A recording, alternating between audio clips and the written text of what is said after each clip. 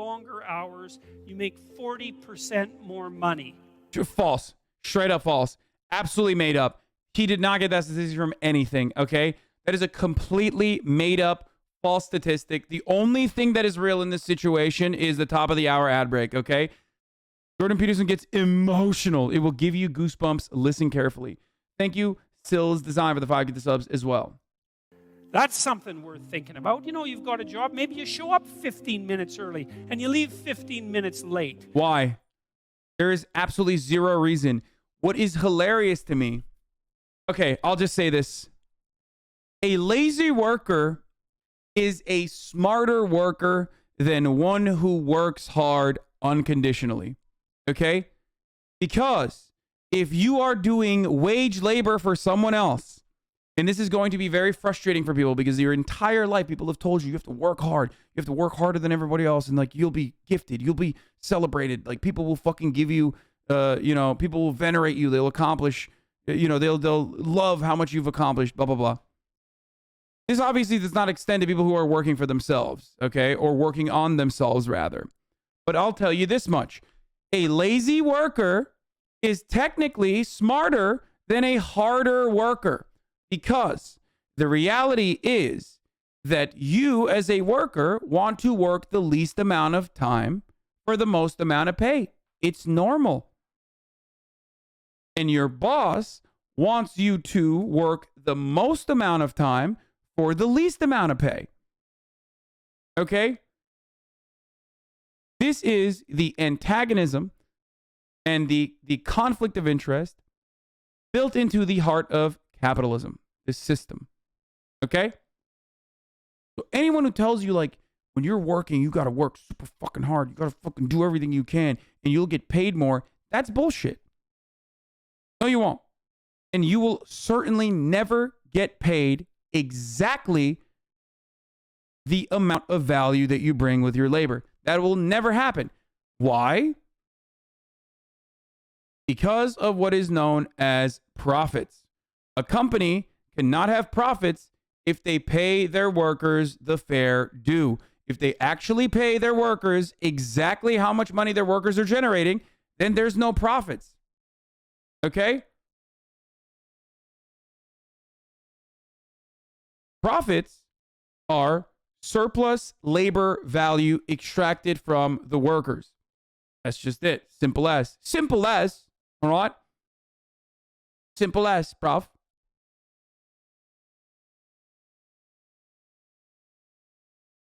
What about the capital that the capital is risk, though? I don't give a fuck about the capital that the capital is risk. There are already protective mechanisms there.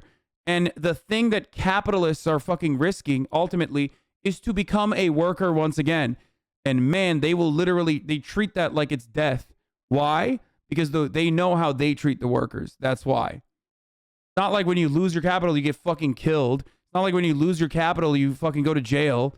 When you lose your capital, you risk becoming a worker once again. And because you, the capital owner, absolutely destroy all of your fucking workers and exploit them and take their surplus labor value, you do not ever want to get back to that position. Every capital owner that owns a small business, that owns a big business, knows this reality.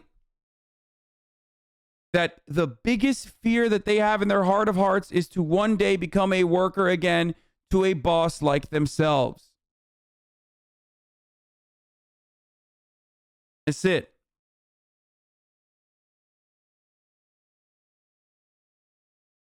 The perception of working hard is more important than actually working hard. Learned this a couple of years ago, and I've gotten promoted more, but work less. Yeah.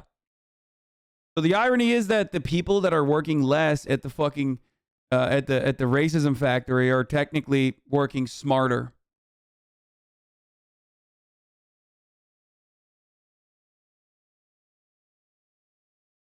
You know, and you actually Comes from a guy who's never had a job. That's right, baby. work, and your boss notices, because he would probably notice, and then maybe someone's going to get promoted, and maybe it'll be you, because something's going to tilt the scales, and that little extra bit of work done without cynicism and resentment might be enough. Well, he said he started at 21 bucks an hour, and in 6 weeks he was making $37 an hour. And it's not a king's ransom, man, but it's a hell of a lot more than zero, and it's quite a lot more than 21.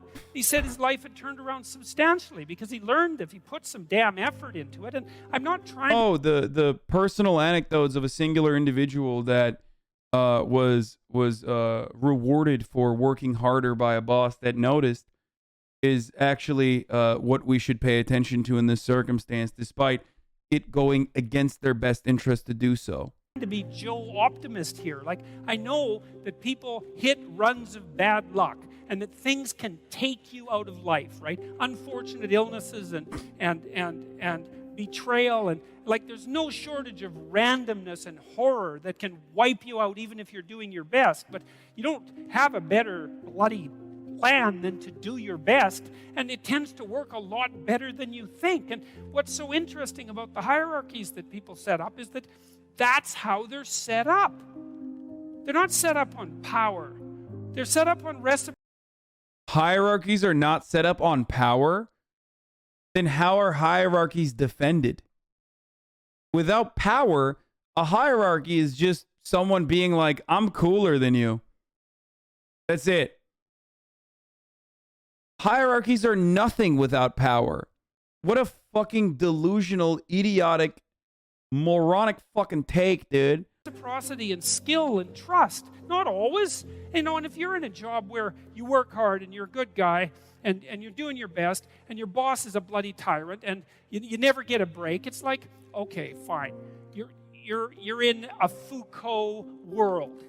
Get the hell out of it. You're in a Foucault world. Get your resume set up. Write your CV. Wait. He said Foucault. He didn't say fucko. I think he was talking about Foucault, right? Like the French philosopher. But the guy thought he was saying fucko.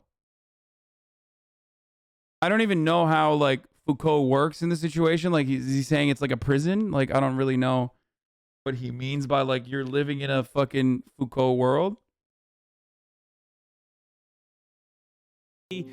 Fill in the educational gaps that you can that you have. Send out your 25 resumes a day and prepare to make a lateral move because you're in a bad place. But almost everywhere, and this has certainly been the case virtually everywhere I've worked, and I've had like 50 jobs. What is the part where we get goosebumps? Because I can't. Like, I'm listening very carefully, and I've yet to have a single goosebump. If you go above and beyond the call of duty in an awake and intelligent way, interpersonally, socially, with regards to the diligence of your work, with regards to the truth of your attitude and your courage and all of that, that will work. And if you try it for a year and it doesn't work, then go. Is Ethan getting JP to come on Leftovers, and would you mind it? Dude, I would love that. Why are people so surprised by this? I would love to talk to JBP.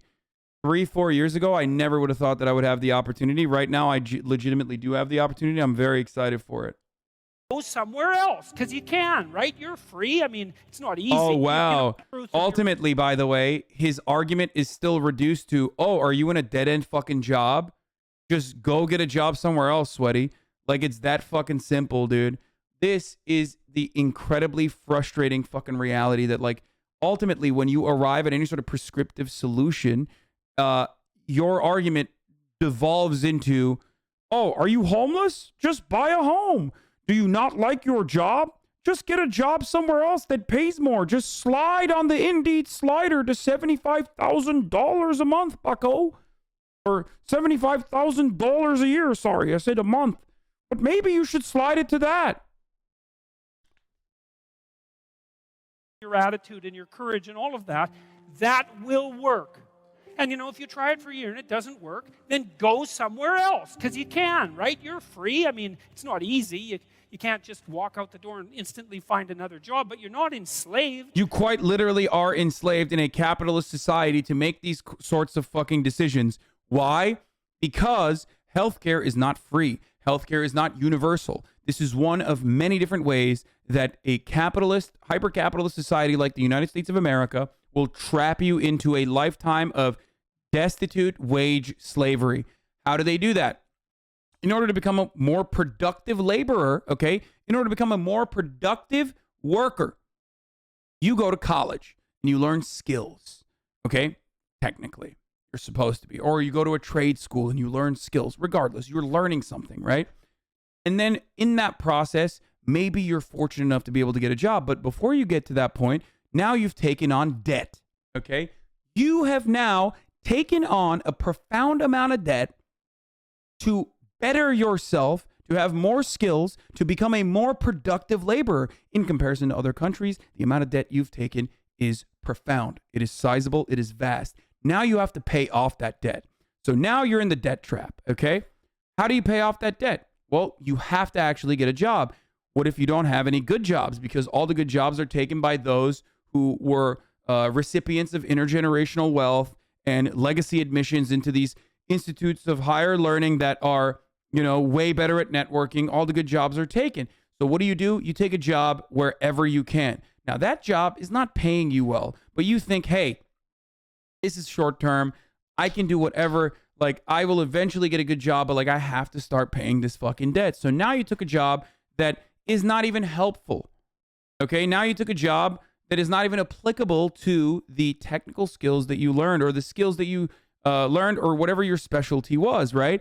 So now you are paying the debt that you were saddled with because you wanted to become a more productive worker by taking on a job that is not paying you adequate wages, okay? Now you have to do that, except just switch your job, right? If you're lucky enough, that job also offers you benefits in the form of healthcare. Now you are completely trapped. Make a decision. Move away from that job. Move away into a different sector where your applicable skill sets are worthwhile. How will you do that? What are you going to do? Go for potentially months without pay? Go for potentially months without health care? What happens if you get into a car accident? What happens if you get sick? Now you are saddled with even more debt. Now you are even in a worse condition than you were beforehand. Now you definitely have to take that fucking job that you did not want to take. This is the reality for the overwhelming majority of the working class in this day and age. This is the new generation. Okay?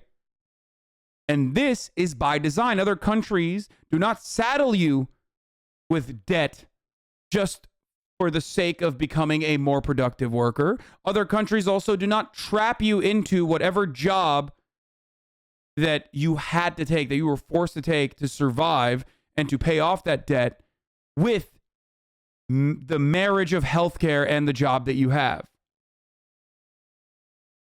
Now you're fucked.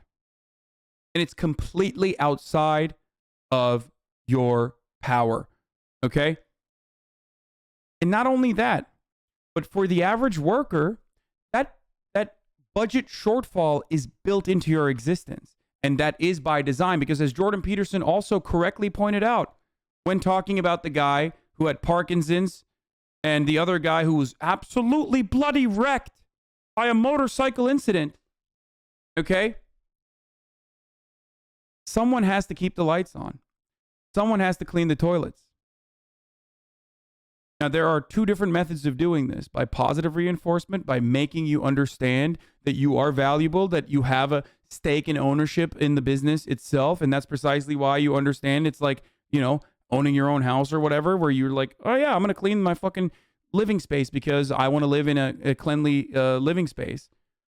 Or by putting the fear of God into you, that if you don't actually go and take on that job when you fucking clean the toilets, or take on that job where you are, working on a power line, despite the fact that you are, severely disabled and it's actually gruesome work, backbreaking labor that you normally should not be engaging in. Because otherwise, you will never put food on the table. You will never pay that debt, and your life will get shittier and shittier and shittier year after year. That is the unfortunate reality of capitalism for the overwhelming majority of the working class. Okay? It's just by design. This is the way that this system is designed. So whenever I hear people talk about just change your job, fucko, that is the rantings of an incredibly privileged individual who has never had to face that struggle, that scary reality that, like, what if this doesn't work out for me? You could make a move.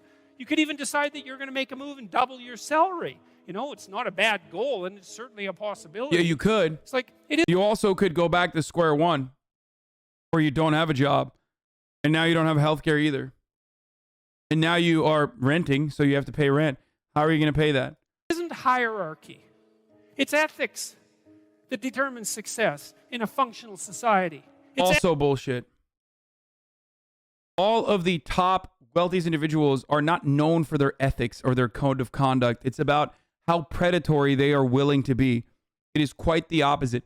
If you are to ascribe a moral value to capitalism, which is simply just the organization of the economy, but most people do ascribe a moral value to it. They think it's bad. The people at the tippy top are those who are willing to be predatory. I could be a fuckload more predatory in the way that I operate. For example, now that I am someone who has actually made money, I see it every fucking day. I see it in every decision that I make. A decision to work with union-made domestic manufacturers means that your profit margin is going to be slim. Okay? It's simple. And many people decide to not do that because they're like, why the fuck would I? Of course I'm going to work with a drop shipping company in China. Okay? Of course. Why the fuck not?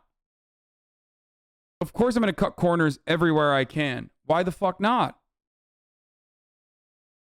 I personally think that that's unethical. And if you were to ask people individually how they feel about it, they would also think that that's unethical.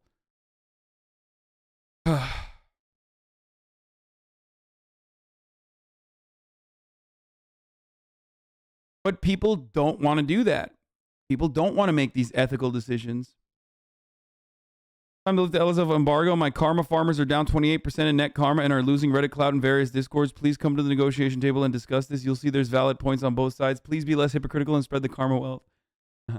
Ethics that determines success, not power. The rest of it's a bloody lie. And that doesn't mean that all our systems are perfectly ethical. You know, you got to be awake. If you're in a system, there's going to be some corruption in it. Part of what you're supposed to do is keep your damn eyes open for the corruption and your mouth speaking truth. So when the corruption starts to take root, you object to it so the whole damn system doesn't turn into a pathological... Yeah, except when people do actually recognize that and do choose to speak out against that corruption in our unjustifiable system that is built upon unjustifiable hierarchies, then you say, clean your room and fix your own fucking bed, bucko, before you start casting stones from your glass house. This notion that Jordan Peterson is actually pro sticking it to the fucking man and fighting back against the systems is just false. Logical power play. And that's part of your ethical responsibility as a conscious being, an ethical being, a religious being for that matter, and a citizen. You know? And you're charged with that. That's why you vote. That's why you're the cornerstone of your state, man. You're the what would you call? You're the wellspring of the ethical actions that replenish the dying world. That's what you are. I gotta pee. I'll be back. And if you act, that's what you are. And if you act that out properly, then things work. And that's why that's always been described as ethical behavior. It's not because you're supposed to be good, you know, and being good isn't that easy anyways. And it certainly doesn't mean being nice and harmless. It's not an easy thing to be good. You have to be tough as a damn boot to be good, because you have to stand your ground when you need to stand your ground. And you have to be able to say no when it's time to say no. And you have to mean it. And so then you have to think and plan strategically so that when you're going to say no, you can mean it and it will stick. You know, and that takes a certain amount of integrated malevolence, I would say. And once it's integrated, it's not malevolence, it's strength. It's strength of character. It's the ability to stand your ground. And you have to cultivate that. And you cultivate that at least in part by telling the truth. And so you take your place in the world as a decent person and as a decent citizen, and you play the hierarchical game properly. And that is to stand up straight with your shoulders back. It's like the world's an onslaught. You've got the tyranny of culture to deal with. You've got the catastrophe of nature. You've got your own damn malevolence and ignorance, right? All coming at you. Plus the incredible, complicated, indeterminate potential of the future. That's all coming at you, and it's all your responsibility, and you can cringe away from it and be afraid of it and be victimized by it and be bitter and cynical about it, and no wonder, because it can be painful. Oh, he's now turning around and saying, like, after he said unethical systems certainly exist and what you are supposed to do is combat that with ethics, okay? But now he's saying, but combating that is also you crying like a bitch. Or you can turn around and you can say, man, bring it on, because there's more to me than there is to the catastrophe. And this is what I discovered from looking at... It is the hyper-individualism that gets people, yes. And of course, hyper-individualistic attitudes are ones that are consistently reinforced in a hyper-capitalist society. It is the easiest way to dupe dumbasses into thinking that, like, they have the power as an individual. Do not get together. Do not engage in collective action. Don't do it. Don't ever do it. It's actually hyper-individualism that helps you. No, hyper-individualistic attitudes amongst the working class only helps those who own capital, okay? Because united, you bargain through collective bargaining. But divided, you beg. That's it. What I looked at the darkest things I could look at, really, for 30 years. I was really a lot of fun to be around, I can tell you. I looked at the darkest things that I could think of, right? Not only what happened in Auschwitz and what happened in the Gulag, but personal issues. It's like I wasn't so much interested in the totalitarians as a group. I was interested in the people who undertook the terrible acts that the totalitarians required. The people who, I was just rereading Ordinary Men, and it was a story about a police battalion in Poland that trained ordinary policemen to take naked pregnant women out into the fields and shoot them in the back of the head. It takes a lot of training, by the way, what is this? Before you can bring yourself to do that. What is this stock footage, bro? By the end of it, it's pretty goddamn horrific. And I was trying to figure out what would it be like to be that person, because we are that person. Is this like a smiling casual Nazi? What the fuck? And then what would it be like to not be that person, right? To refuse to do that, to not participate in that. And what I discovered by making that totalitarian proclivity personal was that there's more to us than there is to the horror. Nature is bent on our destruction. Bad as culture is, tyrannical and bloody back as far as you can look, as malevolent as you are in the darkest part of your heart, and that's plenty malevolent. The possibility that's within you that can well up, the courage and the truth and the ability and the skill and oh God, this is why it's like, oh God, he just sucks so much. He is so fucking boring, dude. I'm sorry, okay? But this shit is so incredibly whack. He's just rambling on. And you really have to just think he's profound to be like, this word salad actually makes sense and is incredible, and it changed my mind. It's giving me goosebumps. And the willingness to set things right, if you are willing to set them right, is more powerful than all of that. And so it's so interesting. It was proof for me of an old saying I read from Carl Jung. It's an alchemical motif, in stir qualinus inventur, which is what you most want to be found will be found where you least want to look. Is this Lauren Southern crying because there's kebab shops in the UK? Lauren Southern, when she found out race mixing is legal. Essentially. And it's so interesting because it means that if you're willing to turn around and to stand up straight and face the darkness like fully, what you discover at the darkest part is the brightest. Oh my God, he's crying now. Okay, dude, I'm toxic. Straight up toxic masculinity. Bro, if you whip yourself up into a frenzy in your own bullshit word salad about like, you know, it's only brightest, it's darkest before dawn, yada yada yada, you're a fucking huge weirdo and you should be made fun of, okay? I'm sorry. Light. And that's something that's so much worth discovering, because there's going to be terrible darkness in your life. And it's going to make you cynical and bitter. And it could easily be that you're just not looking at it enough. Because if you looked at it enough and you didn't shy away and you brought everything you had to bear on it, you'd find that there was more to you than there was to the horror. Bro, this is literally him talking about how he overcame apple cider killing him. It's like, you would think he's talking about like how he, I don't know, personally fucking liberated people from a concentration camp. But instead, he's just talking about him sipping on apple cider and almost dying. Okay?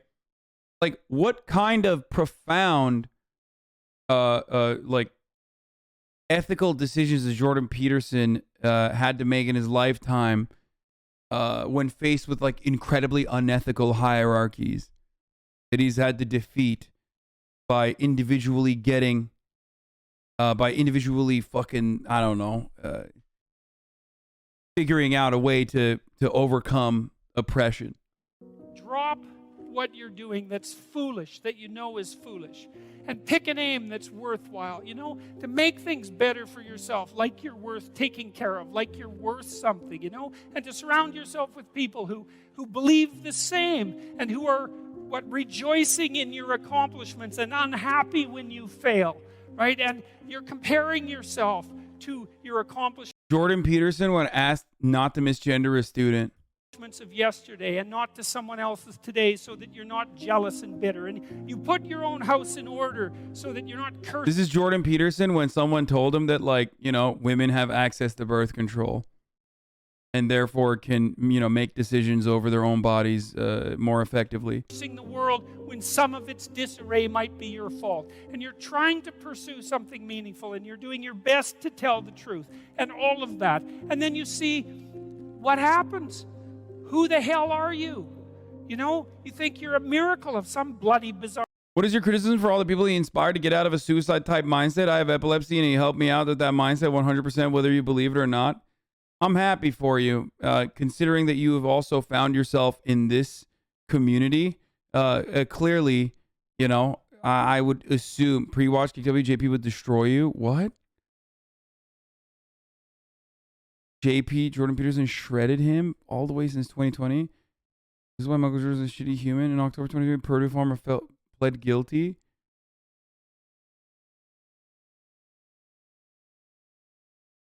Oh God. Okay, maybe it didn't take.